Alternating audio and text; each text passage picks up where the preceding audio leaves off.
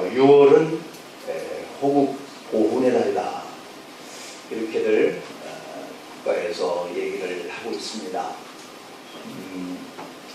외부의 어떤 위협, 또 외부의 어떤 침략, 이런 것들로부터 나라를 지키는 것이 호국이라고 말을 하고, 또 국가의 존립과 주권을 수호하기 위해서 어떤 신체적인 정신적인 희생을 당하거나 또는 뚜렷한 어떤 공훈을 세운 사람들과 또는 그 유족에 대해서 국가가 적절하게 보험을 하는 것을 보훈이다, 이렇게 얘기를 합니다. 정부에서 6월을 호국 보훈의 달로 정하고 6월 6일 현충일, 6월 25일 전쟁이 발발한 이 66주년과 6월 29일 제2 연평해전의 전쟁 정부의 어떤 기념식, 이것을 국가보훈처의 주관으로 개최를 한다, 그렇게 얘기를 합니다. 저를 비롯해서 6.25를 겪지 못한 이 전후의 세대인 대부분의 국민들은 나라와 민족을 향한 어떤 애국심이 점점 희박해져 가고 있는 것은 아닌가 하는 마음 때문에 안타까워들 하고 있습니다. 나라가 혼란에 빠져서 시리아 난민들이 난민선을 타고 지중해를 건너가다가 이러한 어린 영유아로부터 어른들에게까지 약 한 700명 이상의 사람들이 바다에 빠져서 익사당했다라고 하는 이런 뉴스를 우리가 얼마 전에 접했어요. 그런 뉴스와 그런 사진들을 볼 때마다 참 불쌍하다라고 하는 이런 생각들이 절로 드는 거예요. 나라가 이렇게 전쟁과 어떠한 그런 위협에 휩싸여 있을 때 그 국민들의 안녕이 보장되지 못하는 것들 때문에 자기 나라를 도망치듯이 떠나가야 하는 이런 안타까움이 지금 전 유럽에 확산되어서 이런 난민들을 우리가 받아야 되느냐 말아야 하느냐 하는 이러한 일로 참 각 나라마다 시끄럽게 되어지는 이런 사례들을 우리가 듣고 있습니다. 이것이 나라가 없는 이들의 아픔과 소름이라고 볼 수 있는 것이죠. 그런데 반해서 우리나라도 이 6.25 전쟁 때 그 이상의 비참함을 겪었음을 우리는 역사적인 그러한 일들, 이런 사진들, 이런 것들을 통해서 우리가 전쟁을 겪지 않은 세대 이후에 사람들을 할지라도 간접적으로 그 비참함, 이것을 우리가 알고 있습니다. 나라와 민족이 존재하지 않는다면 우리 개인도 그렇고 가정도 그렇고 교회의 안녕과 평안하고 하는 것은 있을 수가 없다.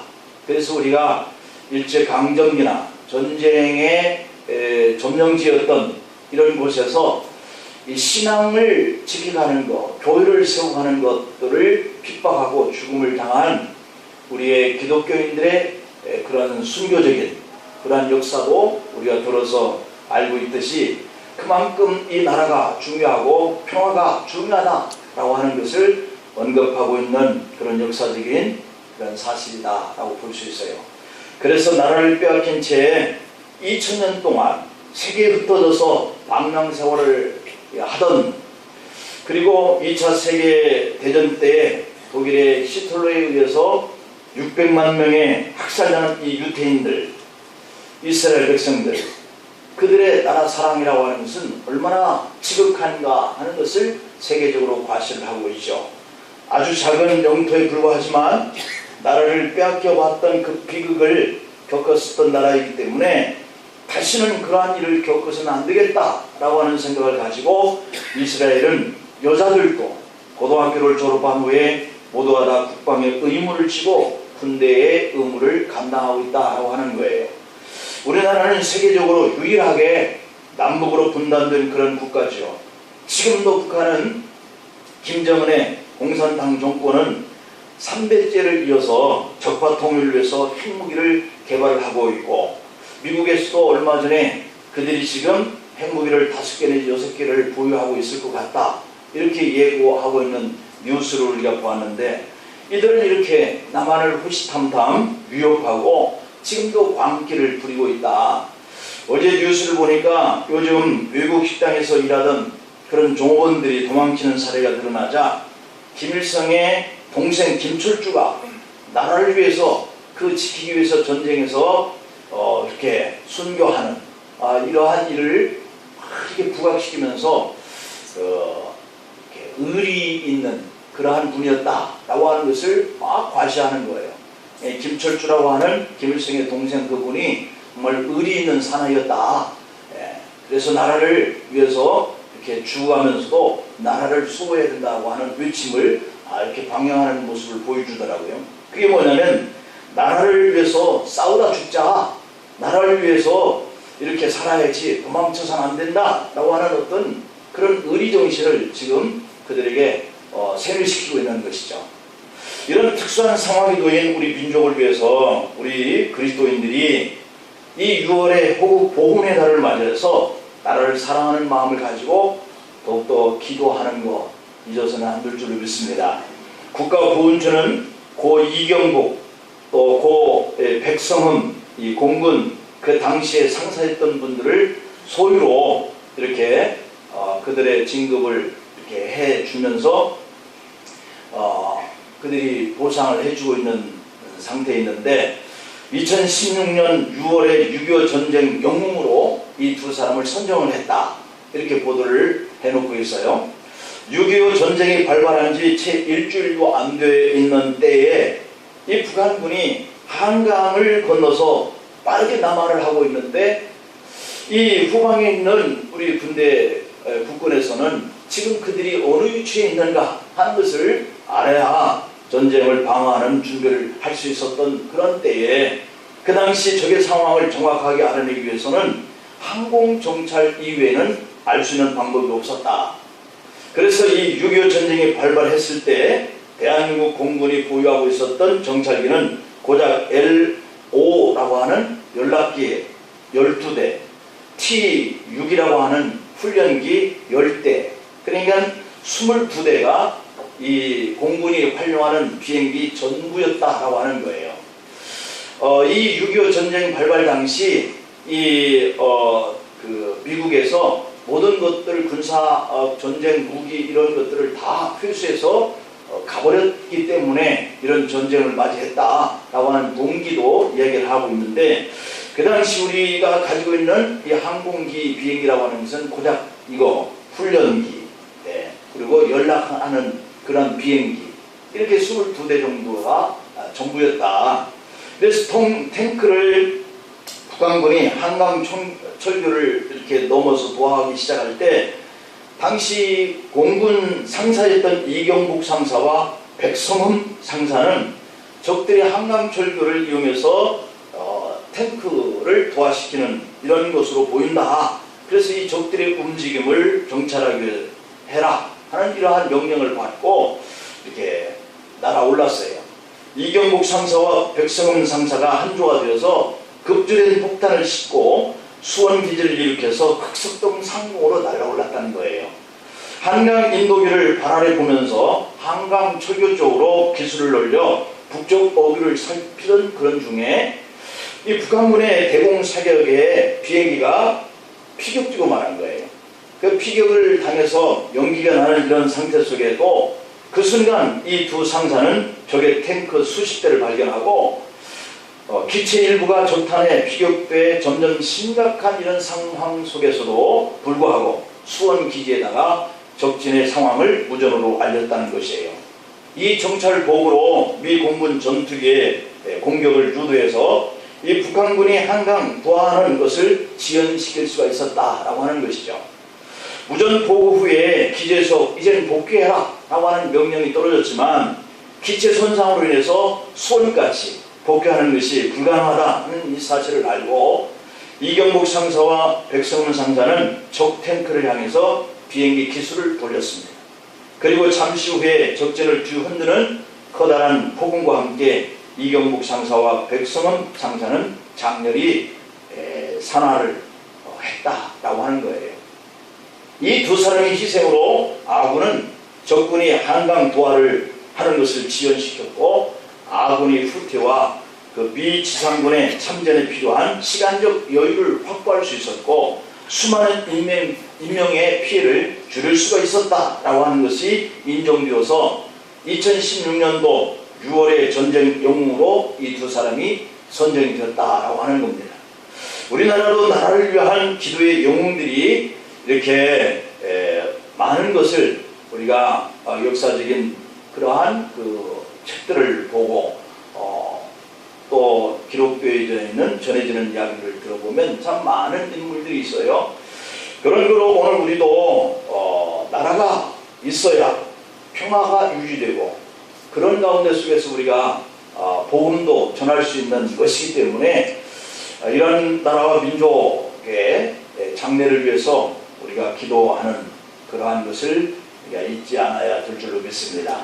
예수님이 어느 날 베리와 지방에서 예루살렘으로 가시던 중에 각 성과 촌으로 이렇게 다니시면서 복음을 하나님의 나라를 가르치실 때에 오늘 누가복음 13장 31절에 보면 곧 그때에 어떤 바리새인들이 나와서 이르되 나가서 여기를 떠나소서 헤롯이 당신을 죽이고자 하나이다 라고 하는 것을 알려줬다라고 하는 것을 봅니다.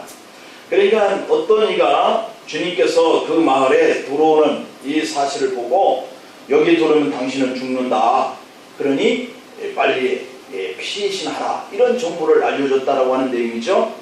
그런데 32절과 33절에 보면 예수님은 너희는 가서 저 여우에게 이르되 이 여우가 바로 헤롯을 가리키고 있죠. 여우에게 이르되 오늘과 내일은 내가 귀신을 쫓아내며 병을 고치다가 제3일에는 완전하여지리라 하라. 그러나 오늘과 내일과 모레는 내가 갈 길을 가야 하리니 선지자가 예루살렘 밖에서는 죽는 법이 없느니라 라고 이렇게 말씀하고 있어요. 그러니 이제 당신이 십자가에 달려서 죽으셔야 할 그 일에 대한 사명을 알고 있기 때문에 이제 그 죽음에 대한 것을 두려워하지 않는 것이죠. 그리고 이렇게 이틀 동안 병을 고치고 복음을 귀신을 쫓아내고 복음을 전하는 일을 하다가 완전하여지리라라고 하는 것은 하나님의 명령하신 십자가를 지는 일을 당신이 져야 한다라고 하는 그런 의미를 선포하는 것을 볼 수 있어요. 그리고 이어서 34절에서 예루살렘아 예루살렘아 선지자들을 죽이고 네게 파송된 자들을 돌로 치는 자여 앙탈귀 제 새끼를 날개 아래 모음같이 내가 너희의 자녀를 보려 한 일이 몇 번이냐 그러나 너희가 원하지 아니하였도다 라고 탄식하는 그러한 예수님의 모습을 볼 수 있습니다. 극진히 베푼 사랑이 거절당했을 때 겪는 그런 아픔은 실로 클 거예요. 더욱이 그 사랑을 거절한 상대방이 돌이킬 수 없는 불행에 빠진 것을 바라보아야만 한다면 그 마음은 더욱더 찢어질 듯이 아프기만 할 거예요. 우리가 자녀들이나 또 우리가 좋은 관계를 하는 사람에게 선대하는 그런 말을 듣고 그가 오히려 자기 자신에 대한 그 표현과 그의 어떤 격려와 그런 위로의 그러한 모습을 보고 더욱더 욕을 하고 대든다든지 아니면 그가 오히려 마음을 상하여서 나 너하고 절대 말하고 싶잖아 결별을 선언한다든지 이럴 때는 이 오늘 본문에 주님의 표현한 모습과 같다. 예수님은 예루살렘에 범죄한 그러한 것들에 대한 안타까운 마음이 얼마나 깊었는지 그들을 돌이키려고 귀신들을 내어쫓고 병자들을 고쳐주면서 하나님의 그들을 사랑하는 그런 표현들을 계속했다라고 하는 거예요. 그런데 그들이 예수님의 그러한 사랑을 받고 받아들이고 그들이 구원받고 했으면 얼마나 좋았겠는가 싶은데 그들이 그 사랑을 거절하는 거예요. 거절당하신 거죠. 그런데 그들이 망할 것을 생각하니까 그들이 그 사랑을 거절한 것도 괜찮아요. 그런데 거절한 그들이 망한다라고 하는 것을 보아야 하는 예수님의 모습은 정말 비통한 심정이 되어서 예루살렘아 예루살렘아 부르면서 탄식하고 있는 거예요. 이 모습 속에서 이스라엘에 대한 주님의 사랑이 얼마나 간절했는가 하는 것을 우리가 엿볼 수 있죠. 사실 예루살렘은 이스라엘 백성들의 그 정신과 그리고 신앙을 대표하는 그러한 공간의 성이죠. 이 성은 한때 가장 성스러운 그러한 신앙생활과 그러한 국민 생활의 중심지였던 것을 우리는 알 수 있죠.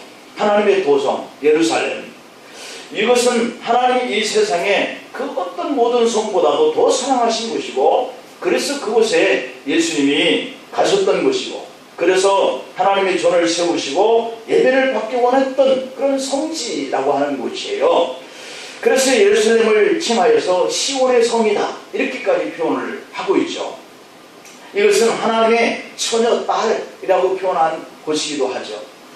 예루살렘은 공평과 의로움에 충만한 도시였고 평화의 도성이었고, 그것을 상징하는 구원의 의미가 있었던 그런 성이었던 것이죠. 많은 선지자들을 그래서 이 예루살렘에 보내서 하나님이 너희를 이렇게 사랑한다, 그리고 장차 너희들이 이렇게 될 것이다 예언을 선포하고, 그렇게 예루살렘의 거민들에게 하나님의 사랑을, 선지자를 보내고 미래에 되어질 일을 선포하고, 이러한 사랑을 받던 그런 공간이죠. 그런데 그들이 그것을 듣지 않다가 결국은 포로로 잡혀가고 성스러운 그러한 예루살렘 성전이 무너지고 치욕의 도시가 되고 말았다라고 하는 거예요. 이를 예레미야 애가서를 보면, 예레미야가 한 그들의 선지자죠.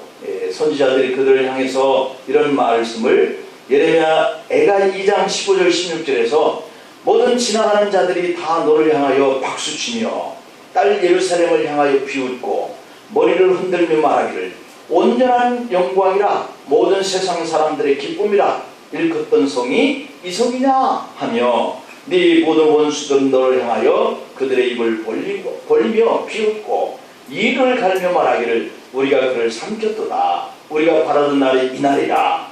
우리가 얻기도 하고 보기도 하였다 하도다. 이렇게 조롱거리가 되고 말았다라고 하는 것을 애통해하면서 예레미야가 우는 모습을 볼 수 있습니다. 사실 우리가 요셉을 보면 아버지가 요셉을 다른 11명의 아들들보다 훨씬 더 사랑하고 채색옷을 입히고 가축들을 들로 보내면서 다 내보내서도 요셉만은 나가지 않도록 집에 두고 이런 사랑을 받았어요.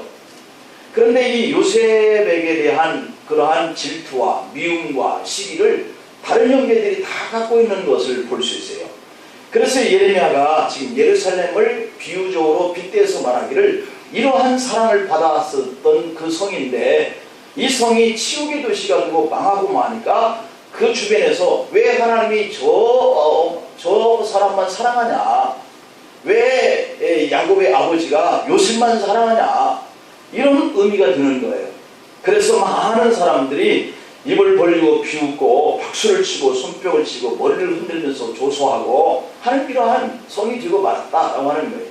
바꿔서 얘기하면 저와 여러분들의 삶의 자리가 이렇게 치욕의 사람이 되고 비참한 삶의 자리에 떨어지면 저 믿지 않는 사람들이 우리를 바라보면서 이렇게 조소한다라고 하는 것을 우리가 기억할 때 우리의 믿음이 정말로 또한 삶의 결과를 가져와야 하느냐 하는 것을 너무도 우리가 살피고 살아가야 될 문제다라고 하는 것을 도전을 받을 수 있어요. 이러한 가운데 주님의 탄식을 다시 듣는 우리는 피않고 마음을 새롭게 하고 나를 위해서 비통한 마음으로 기도하고 애국심을 다짐해야 할 것이다 라고 하는 결론에 이르죠. 예수님은 오늘 본문 34절에서 이러한 예루살렘에 대해서 너희들에게 파송했던 그 선지자를 죽이고 돌로 치는 자다요 이렇게 그들을 부르고 있어요. 그러면서 하는 말이 암탉이 제 새끼를 날게 하려 모험같이 내가 너희의 자녀를 모으려 한 일이 몇 번이냐 라고 이렇게 탄식하고 있거든요. 어미 새끼가 새끼들을 둥지 속에 모아 보호하는 모습을 이렇게 묘사하면서 하는 이 표현의 말씀은 하나님이 그의 백성을 구원하기 위하여 얼마나 많은 애정을 쏟았느냐 라고 하는 말씀으로 대신하고 있는 것이죠. 암탉 그 새끼 이 관계가 얼마나 이 주님과 이스라엘 백성들 예루살렘의 거민들과의 관계로 표현하고 있는 것이죠. 이 암탉이 자기 새끼들을 보호하려고 하는 모습을 어렸을 때 보면 위에서 공중에서 솔개나 어떤 큰 새들이 이렇게 배회하면 모든 병아리들을 다 불러서 날개 아래 다 품어버립니다. 그러한 모습과 같이 주님은 선지자들을 보내서 이 성의 거민들을 사랑하고 안고 포용하고 하는 이 일을 그렇게 표현을 하고 있는 것이죠. 신명기 32장의 11절 12절에 보면 마치 독수리가 자기의 보금자리를 어지럽게 하며 자기 새끼에 너풀거리며 그의 날개를 펴서 새끼를 받으며 그의 날개 위에 그것을 엎는 것 같이 여호와께로 홀로 그를 인도하셨고 그와 함께한 다른 신이 없었다라고 하는 사랑을 표현했어요. 이 독수리가 자기 집을 해쳤다고 하는 것은 새끼들이 강하게 컸으면 좋겠다는 어미의 마음인 거예요. 이제 날 수 있는 때가 됐는데도 어미를 의지하고 보금자를 의지해서 날아보려고 하지 않는 그들을 위해서 그 집을 다 해쳐버렸다는 거예요. 그러니 새끼가 이제 집이 없고 서야 할 공간이 없으니 날깃을 하고 공중에 떠 있는데 그 새끼들을 보호하기 위해서 그 위에 떠서 새끼들을 떨어지는 것을 막고 저 떨어지는 그러한 하강되어지는 새끼들을 자신의 날개로 다시 가서 받쳐서 위로 올리고 이런 훈련을 계속하는 이것이 바로 마치 하나님이 이스라엘 백성들을 사랑하려고 하는 그러한 표현과 같이 하는 비유로 쓰고 있는 것을 볼 수 있어요.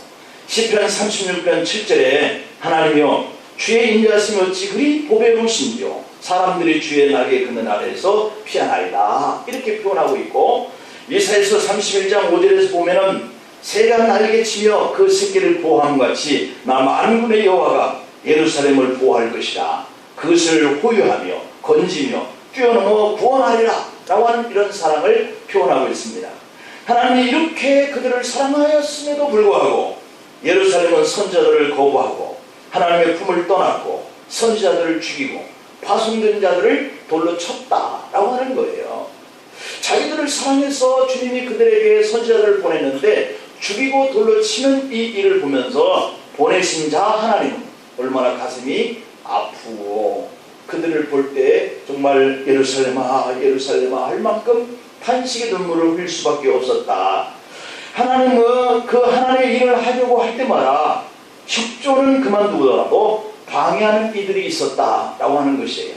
왜 그렇게 되었을까? 하나님을 세계적으로 제일 잘 믿는다고 하는 이 이스라엘 백성들이 예수 그리스도를 십자가에 몰아서 죽이려고 하고 그들이 하나님이 보냈던 선자들을 돌로 치고 옥에 가두고 죽이고 왜 이렇게 되었을까? 하나님을 떠난 자들이 되었기 때문에 그렇다라고 하는 거예요. 하나님을 떠났다라고 하는 것은 불순종으로 이어지는 거예요. 그리고 세상에서 믿지 않는 사람들보다 더 악한 죄인들이 된다는 사실을 우리가 성경을 통해서 배울 수 있어요. 잘못된 습관과 죄악을 떠나면 그 죄악 속에서 반대로 하나님을 공격하게 되고 결국은 하나님을 떠나서 인생이 결국 이러한 형태가 된다. 병아리가 어미의 품을 떠나면 독수리의 밥이 됩니다. 사람이 하나님의 품을 떠나면 주의 종이 되는 거죠. 우리 이런 생각을 해볼 수 있습니다. 친정어머니가 딸에게 뭐라고 하면 노엽까요? 노엽지 않나요? 노엽지 않습니다. 그런데 시어머니가 뭐라고 하면 섭섭하게 들립니다. 왜 그럴까요? 사랑의 문제인 거예요. 내가 시어머니에게서는 정말 그 뜨거운 친정어머니와 같은 사랑이 안 발견되어지는데 친정어머니와 같이 시어머니가 어떤 말을 해올 때 마음에 노여움이 생기는 거죠. 섭섭함이 생기는 거예요. 이게 사랑의 문제다. 하나님을 떠난 사람이 하나님의 말씀을 통해서 내게 들려줄 때 그 전하는 자를 죽이려고 하는 이런 모습들이 바로 이런 관계다라고 하는 거예요. 여러분들 시어머님이 뭐라고 할 때 노여움이 생긴다, 섭섭함이 생긴다 하는 것은 그 시어머니를 향한 사랑이 여러분들에게 결핍된 것 때문에 그런 거예요. 암탉이 그 새끼를 날개 아래 모음같이 내가 네 자녀를 모으려 한 일이 몇 번이냐? 라고 이렇게 말씀하신 것은 뜨거운 사랑을 베풀어 주는데 받아들이지 않았다. 그런 얘기인 거예요. 주님은 지금도 우리나라와 이 민족을 이렇게 사랑하고 계신 줄 믿습니다. 암탉이 그 새끼를 날개 아래 모음과 같이 사랑한다. 이러한 주님의 사랑을 본받아서 우리도 이 나라의 민족을 사랑하고 기도하는 성도로 하나님 품에서 살아가야 할 줄로 믿습니다. 그 가난한 나라, 전쟁의 포화 속에서 모든 것을 다 잃어버린 나라, 이 나라를 돕기 위해서 한 단체를 세워서 월드비전이라고 하는 그러한 공간에서 도움을 받던 나라가 이제는 세계 곳곳에 전쟁의 피해와 아픔을 가지고 있는 그러한 나라를 돕는 나라로 부자가 된 나라라고 하는 것은 우리 대한민국밖에 없다라고 하는 이 사실 앞에 얼마나 가슴 뜨거운 감동이 드는지 모르겠어요. 하나님이 이렇게 축복하는 나라가 된 줄로 믿습니다. 누가복음 19장의 41절 42절을 보면 예수님이 가까이 오사 성을 보시고 우시며 이르시되 너도 오늘 평화에 관한 일을 알았더라면 좋을 뻔하였거니와 라고 하는 이 속에 우리가 살아가기를 축복합니다. 지금 네 눈에 그것이 숨겨졌음을 애통해 한다 라고 하는 이런 상태까지 우리가 빠져들면 안 되는 거예요. 여러분, 눈물을 우리가 흘리는데 그 눈물은 정말 가슴 아픈 애통함이 없이는 흘릴 수 없는 부분들이에요. 그런데 이 눈물은 값진 것이잖아요. 성경을 보면 눈물을 흘렸던 사건들을 참 많이 찾아보게 돼요. 시편의 6편 6절에 보면 다윗은 내가 탄식함으로 피곤하여 밤마다 눈물로 내 침상을 찌우며 내 요를 적셨다 이렇게 고백해요. 고난 속에서 흘렸던 욥의 눈물이 욥기서 16장 20절에 보면 나의 친구는 나를 조롱하고 내 눈은 하나님을 향하여 눈물을 흘립니다 라고 이렇게 고백하고 있어요. 죽음의 시간을 기다리던 히스기야가 눈물을 흘리면서 기도할 때 하나님은 그의 눈물을 보시고 생명을 연장했다라고 그랬어요. 예수님은 사랑하는 나사로가 죽었을 때 요한복음 11장 5절에 보면 눈물을 흘리면서 흘리시더라 이렇게 기록되어 있어요. 죽어서는 안 될 사람이 죽었을 때 예수님도 우셨다는 것이죠. 지금 망해서는 안 될 시온성 예루살렘이 망해가는 모습을 보시니까 주님이 망해서는 안 되는데 망하니까 눈물을 흘리시는 거예요. 시므리서 5장 7절에 보면 그는 육체에 계실 때 자기를 죽음에서 능히 구원하실 이에게 심한 통곡과 눈물로 간구와 손을 올렸고 그의 경건하심으로 말미암아 들으심을 얻었다라고 이렇게 표현하고 있는데 이 눈물은 구원을 위한 눈물인 거예요. 이 탄식은 구원을 위한 탄식인 거예요. 오늘 예수님은 예루살렘 성을 바라보시면서 울었다라고 그랬어요. 이 울었다라고 하는 말을 여러분들은 어떻게 보십니까? 어린애가 울었다고 하는 것은 보통 있는 일이잖아요. 애가 배가 고프든지 아니면 어디가 안 좋아서 운다든지 그렇게 우리가 생각해요. 어디가 아픈가 보다. 애가 똥을 쌌나 오줌을 쌌나 기저귀를 갈아야 할 때가 됐나 아니면 뭐 젖병을 들고 아이에게 먹이면 해결된다라고 생각을 하게 돼요. 그러나 대통령이 울었다라고 한다면 이 나라 이 모든 백성들이 관심을 가지게 될 거예요. 아니 왜 대통령이 우실까? 그러니까 아이가 우는 거하고 대통령이 우는 거하고는 느낌이 서로 달라. 반응도 서로 달라요. 우리는 왜 예수님이 예루살렘 성을 보시고 우셨을까 생각해 볼 필요가 있는 것이죠. 대통령보다도 더 높으신 하늘에 계신 하나님이 이 백성들이 망하는 그 모습을 보고 우셨다. 예루살렘 성을 보시고 우셨다. 그들의 미래를 보시고 통찰력을 가지고 계시기 때문에 우신 거예요. 가까이 오셔서 성을 보시고 우시며 너도 오늘 평화에 관한 일을 알았더라면 좋았을 것을 라고 우신 것이죠. 누가복음 19장의 43절 44절에 보면 날이 이를지라 네 원수들이 토통을 쌓고 너를 둘러 산으로 가두고 또 너와 및 그 가운데 있는 네 자식들을 땅에 메어 치며 돌 하나도 돌 위에 남기지 아니하리니 이는 네가 보살핌을 받는 날을 알지 못함을 인함이라 하시는 말씀을 보니 너무 안타까운 거예요. 선지자를 보내서 이런 날이 오기 전에 너희들이 평화해라 이렇게 말씀을 주셨는데 그걸 전하는 자를 돌로 치고 죽이니까 이들이 보살핌을 받는 그 날을 알지 못했다 이렇게 표현하고 있어요.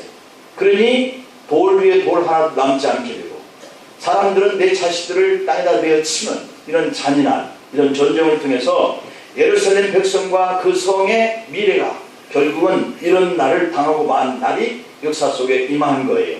예수님은 바로 그러한 것들을 보시면서 우신 것이에요. 예수님은 그 당시 종교인들의 죄를 보시면서 십자가에 죽으시던 날 그를 사랑하는 여인들이 가슴을 치면서 주님이 십자가에 달려서 죽는 모습을 보고 눈물을 흘리니까 주님이 그 여인들을 바라보면서 예루살렘의 딸들아 나를 위해서 울지 말고 너희와 너희 자녀를 위해서 울라 이렇게 말씀하셔요. 이렇게 말씀하신 것도 그들의 미래에 되어질 그 일이 주님께서는 보실 수 있는데 이 땅의 백성들인 예루살렘 거민들이 그것을 보지 못하니까 너무 안타까워서 우신 거예요. 예수님은 이러한 그들의 죄를 보고 울고 그들이 장차 당할 일을, 망할 일을 보고 우셨어요. 죄는 전염성이 있어서 다른 사람이 하면 자신도 모르게 따라서 하게 되는 것이 죄의 전염성입니다. 결국은 예수님을 십자가에 못 박아 죽인 저들은 주후 70년 8월 10일 로마 디도 장군에 의해서 예루살렘의 총 공격이 시작되었는데 초토화되었어요. 200만 시민 중에 110만 명이 전사를 했다는 것이 반절이 죽었어요. 9만 7천 명이 생포되었고 전쟁은 성전이 잿더미가 될 만큼 잔혹했고 남은 사람들은 마사디아에서 최후의 시간까지 버텼지만 끝내 한 사람도 살아남지 못하는 비극으로 전멸당했어요. 주님은 이렇게 될 것을 예견하면서 그들을 보면서 울고 자신의 죽음을 보고 우는 여인들을 향해서 네 나라와 너희 자녀들이 될 일을 놓고 울어라 이렇게 말씀하셨어요. 폴란드의 유명한 천재음악가 쇼팽은 피아노를 뮤시해서 작곡에도 탁월한 능력을 보였던 사람이라고 그래요. 그가 20살 때 예술의 나라 불란서로 유학을 떠날 때에 그의 아버지가 부탁의 말씀을 하셨어요. 너는 폴란드 사람이다. 그러니 네가 어떻게 되든지 폴란드에 자랑되어다오. 이렇게 얘기를 했대요. 그때 쇼팽의 스승도 작은 은컵에다 폴란드의 흙을 넣어서 정성스럽게 싸주면서 네가 어디를 가든지 조국을 잊지 말라. 그러면서 한 줌의 흙을 컵에 담아서 따뜻한 마음으로 그에게 건네줬다. 그래서 그것을 선물로 받은 쇼팽은 그가 힘들고 어려울 때마다 그 흙을 보고 울고 아버지가 하신 말씀대로 폴란드의 자랑이 되기 위해서 그렇게 애를 쓰고 아버지 말씀대로 스승의 주어진 그 흙을 바라보면서 다짐하고 또 다짐하면서 내가 나라를 더럽히는 사람이 되어서는 안 되겠다. 이렇게 살았다는 거예요. 불행히도 그는 38세의 젊은 나이에 세상을 떠나게 되었지만 누구보다도 폴란드의 이름을 높이면서 산 생애를 보낸 인물이라고 그래요. 우리 기독교인은 육신의 나라 대한민국과 영적인 나라 하나님 나라 이 두 개의 나라에서 살고 있습니다. 신앙의 선배들은 이 나라를 위해서 목숨을 내놓고 싸워서 지켰습니다. 예수님도 그러한 본을 보여주시며 나라를 사랑하고 나라가 망할 것에 대해서 눈물을 흘리면서 그들에게 안타깝게 애원하는 그런 사랑을 보여주셨습니다. 교육하고 선교하고 봉사하면서 말씀을 가르치며 그것을 지켜 행하며 한 영혼을 전도하는 사명, 이것을 감당하는 것도 매우 중요할 것이에요. 하지만 이 나라의 6.25와 같은 전쟁이 발발하게 해서는 안 되도록 하나님 앞에 범죄하지 않는 나라, 그런 민족이 되도록 우리가 정치하는 자들이 바른 법을 통과시키기 위해서 정치하는 자들이 바른 정책을 펼 수 있도록 기도하고 위정자들이 나라와 국민들을 위해서 정말 헌신할 수 있는 그러한 마음을 가지고 지도력을 펼쳐나갈 수 있도록 경제인들이 정말 자신들을 그렇게 나라에서 돈을 지원하고 은행에서 그들의 사업을 위해서 돕는 그 많은 돈을 이렇게 투자하는데 이러한 경제인들이 자신의 개인적인 착복을 위해서